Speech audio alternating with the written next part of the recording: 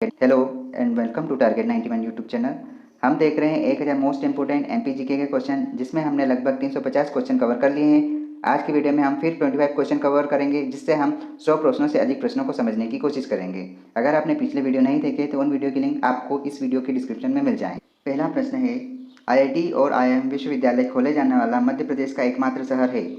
तो एकमात्र शहर जहाँ पर IIT और IIM दोनों विश्वविद्यालय अवेलेबल स्थापित है वो है इंदौर जिला, इंदौर शहर। अब देखते हैं IIT और IIM के बारे में। IIT का फुल फॉर्म देखा जाए तो IIT का फुल फॉर्म होता है इंडियन इंस्टीट्यूट ऑफ टेक्नोलॉजी, और इसका हिंदी अर्थ देखें तो ये भारतीय प्रौद्योगिक संस्थान के नाम से जाना जाता है। इसकी स्थापना कब की गई?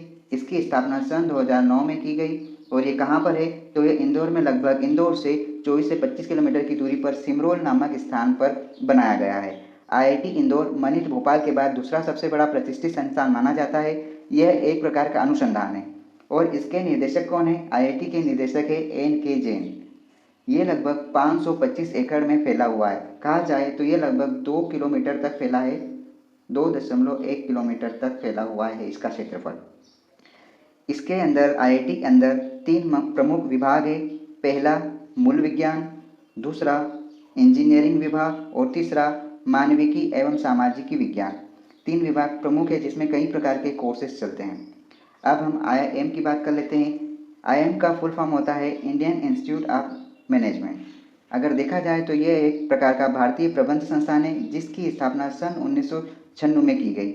इसकी स्थापना के बाद से इंदौर उद्योग, सरकारी क्षेत्र और सार्वजनिक क्षेत्र में नेतृत्व कर रहा है। IIM इंदौर सोसाइटी में पंजीकृत लगभग 1973 के तहत पंजीकृत किया गया है। और ये कहाँ पर है? ये इंदौर में मनोरम पहाड़ियों पर बनाया गया है। और इसका क्षेत्रफल लगभग 192 से 193 एकड़ तक है, 193 एकड़ तक फैला हुआ है। और ये मननशील अध्ययन के लिए एक आदर्श परिवेश माना गया है। IIM इंदौर में नवीनतम शिक्षा सामग्री, अध्ययन के समृद्ध एक सुसमृद्ध और सूचना प्रौद्योगिकी तंत्र, अत्याधुनिक खेल संकुल और छात्रावासों के साथ साथ एक समकालीन आधारभूत सुविधा भी प्रदान करता है। इसके साथ साथ अगर देखें, एक बात और बताना है, IIT का एक ध्येय वाक्य है और उसका नाम है ज्ञानम सर्वहितम। मध्य प्रदेश के बालाघाट में सबसे अधिक पाए जाते हैं। सबसे अधिक मध्य प्रदेश में बालाघाट में वन पाए जाते हैं। तो अगर वनों की और बात करते हैं तो वन एवं वन संपदा की दृष्टि से मध्य प्रदेश एक संपन्न राज्य है। मध्य प्रदेश को वनों और बाघों वाला राज्य कहा जाता है। मध्य प्रदेश का लगभग 1/3 भूभाग वनों से फैला हुआ है, वनों के अंतर्गत आता है। और इस अनुसंधान की क्षेत्रीय शाखा कहाँ पर है? वनों की क्षेत्रीय शाखा अगर देखा जाए तो छोटा सा केंद्र जबलपुर में स्थित है। वन नीति कब लागू की गई? वन नीति सन 1952 को लागू की गई। और देखा जाए तो 4 अप्रैल 2005 को नई वन नीति लागू की गई। वनों का 100% लगभग राष्ट्रीयकरण 1964 में हुआ था। और ये लगभग देश का पहला राष्ट्रीयकरण था। जबकि हम मध्य प्रदेश में देखें तो मध्य प्रदेश में सन 1970 से वनों का राष्ट्रीयकरण किया गया था। सबसे पहले किसका राष्ट्रीयकरण हुआ था? तो वनों में सबसे पहले तेंदुपत्ता का राष्ट्रीयकरण हुआ था। और देखा जाए तो वन राजकीय विद्यालय कहाँ पर है? तो वन राजकीय विद्यालय भी बालाघाट में है। अब बालाघाट में वनों का कुल क्षेत्रफल कितना होगा? तो बालाघाट में वनों का कुल क्षेत्रफल 4978 वर्ग किलोमीटर तक फैला है। और बालाघाट में वन राजकीय महाविद्यालय की स्थापना कब हुई थी? यह हुई थी सन 1979 में। इको पर्यटन विकास बोर्ड की स्थापना भी देखें तो ये हुई थी 12 जुलाई लगभग 2005 को। और ये कहाँ पर है? पर्यटन विकास बोर्ड 2005 में भोपाल में बनाया गया था। अगला प्रश्न देखते हैं। अगला प्रश्न है, मध्य प्रदेश का सबसे पुराना चिकित्सा महाविद्यालय कहाँ पर है? तो मध्य प्रदेश का सबसे पुराना चिकित्सा महाविद्यालय ग्वालियर में है। और ग्वालियर में देखें तो ग्वालियर कहाँ पर है? तो ग्वालियर उत्तर की ओर चंबल संभाग के ठीक पास में 1946 में की गई थी। ये ध्यान रखना, एग्जाम की दृष्टि से इम्पोर्टेंट है। अगला प्रश्न देखते हैं, मध्य प्रदेश में ग्रेफाइट का उत्पादन किस स्थान पर होता है? तो मध्य प्रदेश में ग्रेफाइट का उत्पादन बैतूल नामक जिले में होता है। बैतूल में ग्रेफाइट का उत्पादन सबसे ज़्यादा होता है। यहाँ पर बैतूल में ग्रेफाइट की प्लेटें निकली है। यहाँ निकला ग्रेफाइट लगभग 12% शुद्धता वाला बताया गया है। इस क्षेत्र में 7 मिलियन टन ग्रेफाइट होने की संभावना भी है। यहाँ पर इतना ग्रेफाइट खदान के तौर पर निकाले जाने की संभावना है और इसकी पुष्टि होने के बाद शासन ने लगभग 33 हेक्टेयर क्षेत्र को ग्रेफाइट ब्लॉक के रूप में चिन्हित कर दिया है। देखते हैं, कपिल दुग्ध धारा मध्य प्रदेश के किस जिले में है? तो कपिल दुग्ध धारा मध्य प्रदेश के अनूपपुर जिले में है और अनूपपुर जिला किस संभाग में आता है? अनूपपुर जिला शहडोल संभाग में आता है। कपिल धारा जलप्रपात मध्य प्रदेश में अनूपपुर में स्थित है। यह एक खूबसूरत जलप्रपात है क्योंकि यहाँ पर मध्य प्रदेश के अमरकंटक में स्थित है, जो कि बहुत ही खूबसूरत और जंगल चारों ओर फैला है, रोमांचक दृश्य है। यह अमरकंटक से लगभग 6 से 7 किलोमीटर की दूरी पर स्थित है। यहाँ पर नर्मदा नदी पर बना हुआ ये पहला जलप्रपात है और यहाँ पर लगभग 100 मीटर ऊंची चट्टान से यहाँ पर नर्मदा का पानी गिरता है, जो कि एक कपिल धारा जलप्रपात का निर्माण करता है।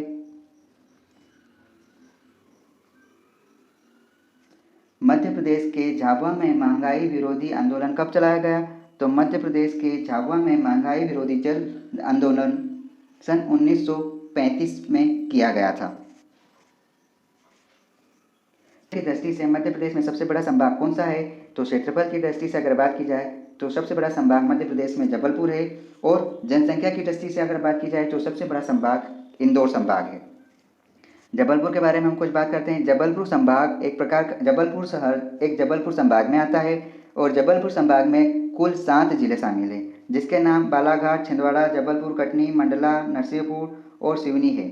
इन सभी जिलों में से सबसे बड़ा जिला तो छिंदवाड़ा है, जो कि लगभग 11,815 वर्ग किलोमीटर तक फैला हुआ है। मध्य प्रदेश का सबसे बड़ा जिला छिंदवाड़ा जिला है, जो कि जबलपुर संभाग में आता है।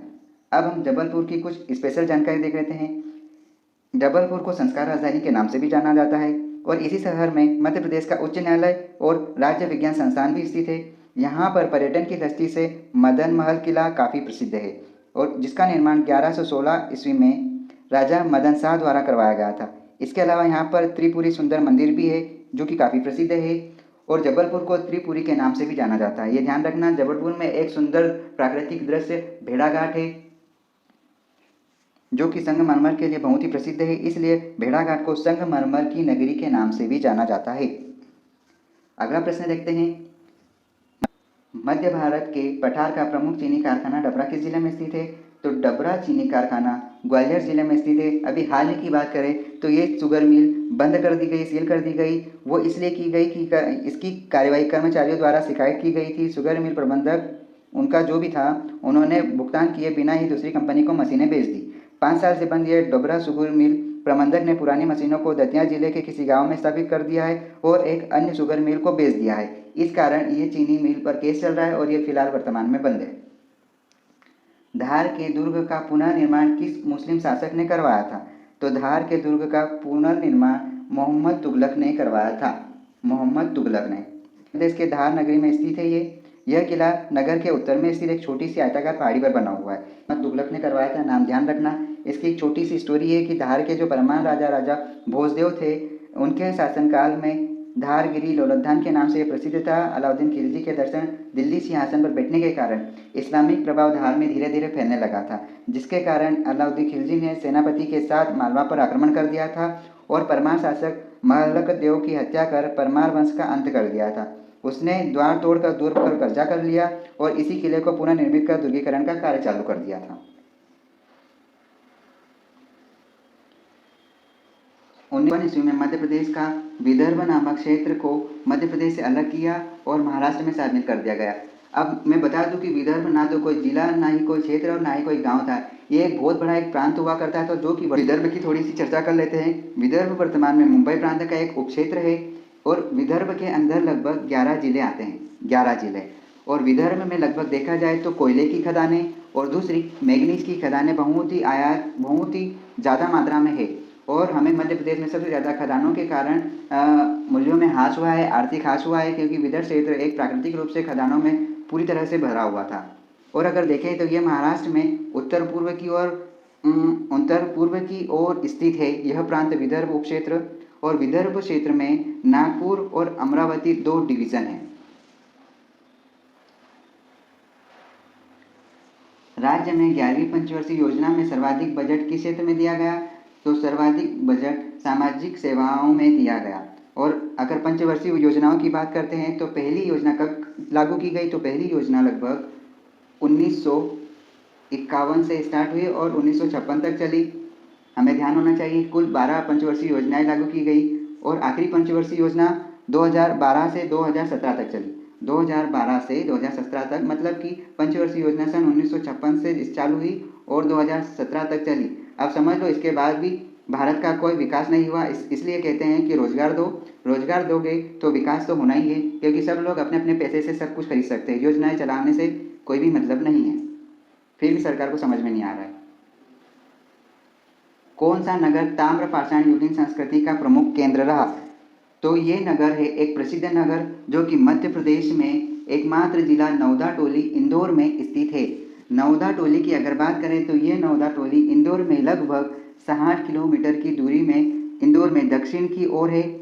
और यहाँ के निवासियों की मूल पहचान ये है कि यहाँ के निवासी गोल आयताकार वर्गाकार झोपड़ी में रहते थे और बेचारे लगभग अनभिज्ञ थे। और इस टोली की खुदाई कब की गई, तो इस टोली की खुदाई की प्रारंभ सन 1957 से 1958 को नौदा टोली की खुदाई चालू की गई थी।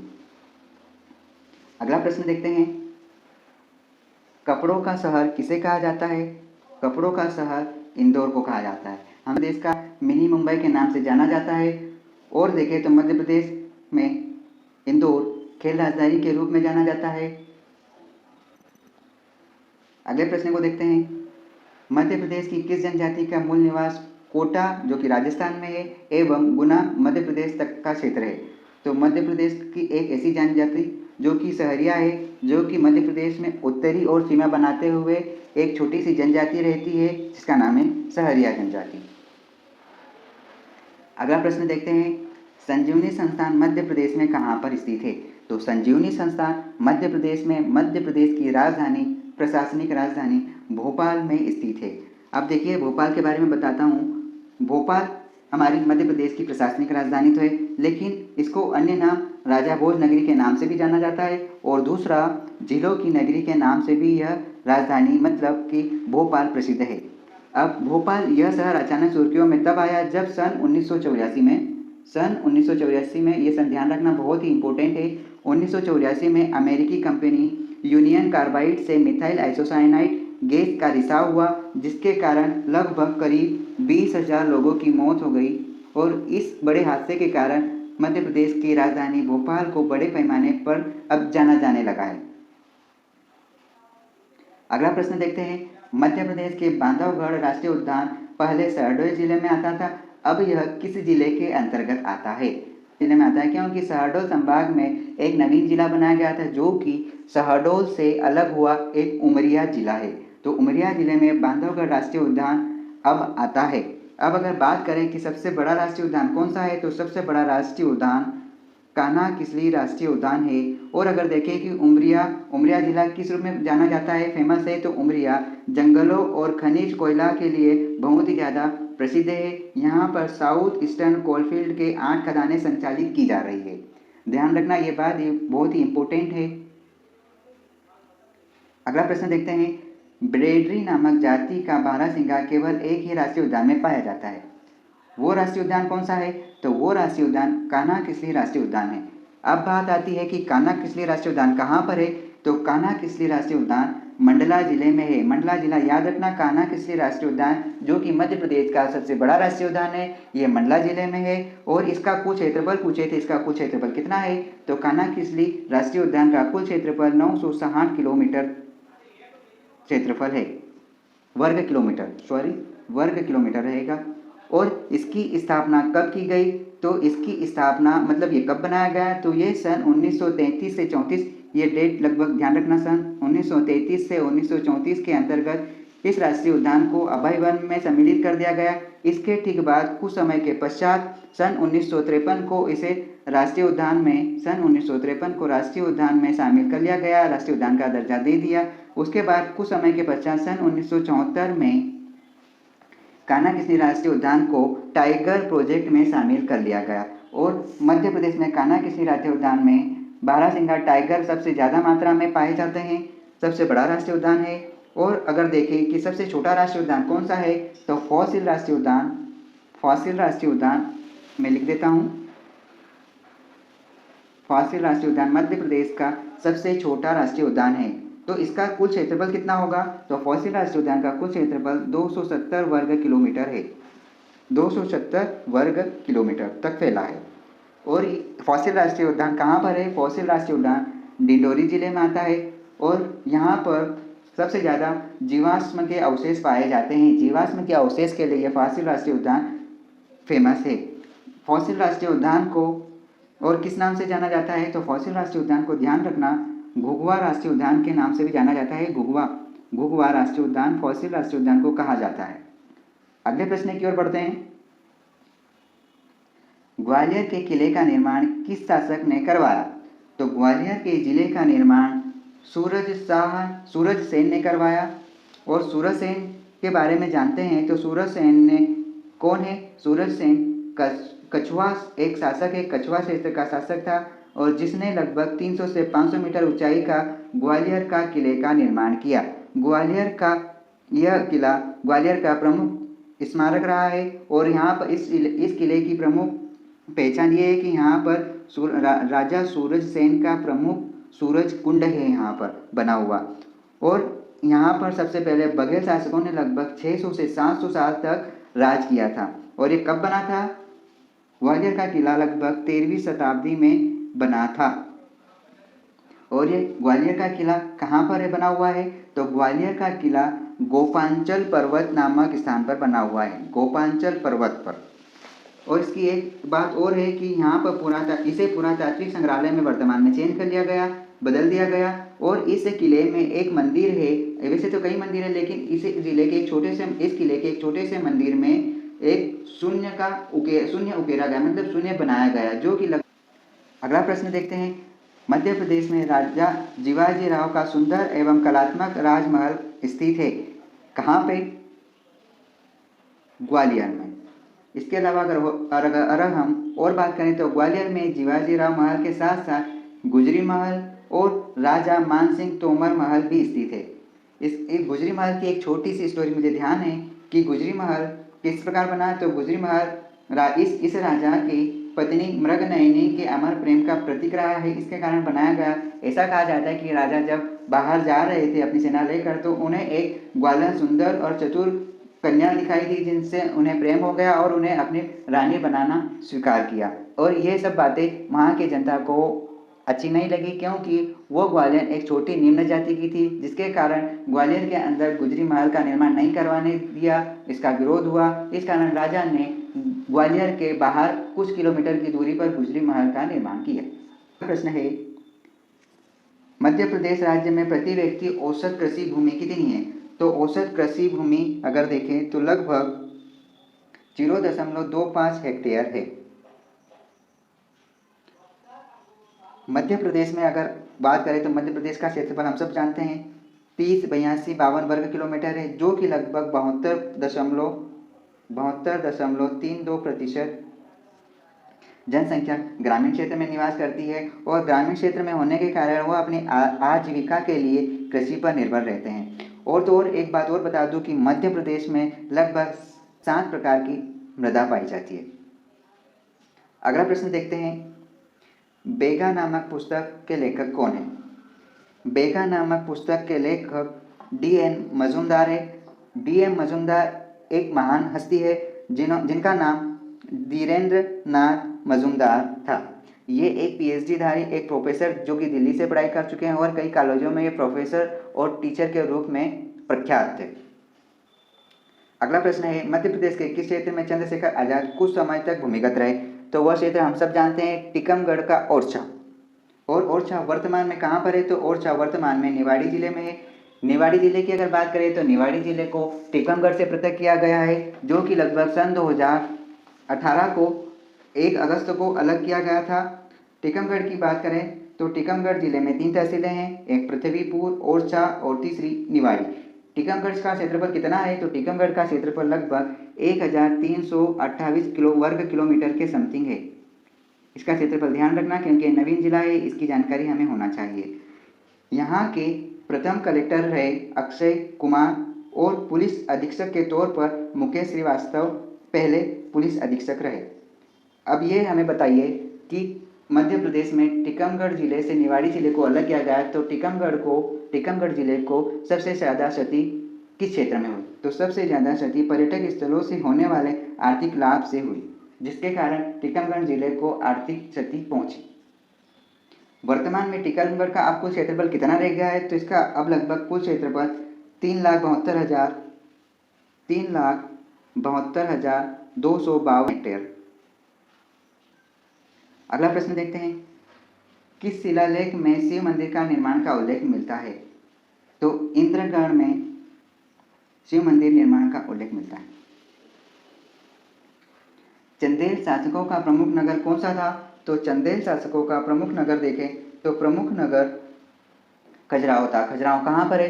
तो खजुराहो एक प्रसिद्ध स्थान है जो कि छतरपुर जिले में आता है। खजुराहो पर चंदेल शासकों ने राज किया है। अगला प्रश्न देखते हैं, मध्य प्रदेश में किस प्रकार के वन पाए जाते हैं? तो मध्य प्रदेश में उष्णकटिबंधीय वन पाए जाते हैं। और वनों के संबंधित हमने सारे क्वेश्चन लगभग पहले से दूसरे क्वेश्चन में कवर किए हैं। कृपया वो सारे क्वेश्चन अच्छे से पढ़ लेना, क्योंकि वो एग्जाम के दृष्टिकोण से बहुत ज़्यादा महत्वपूर्ण है।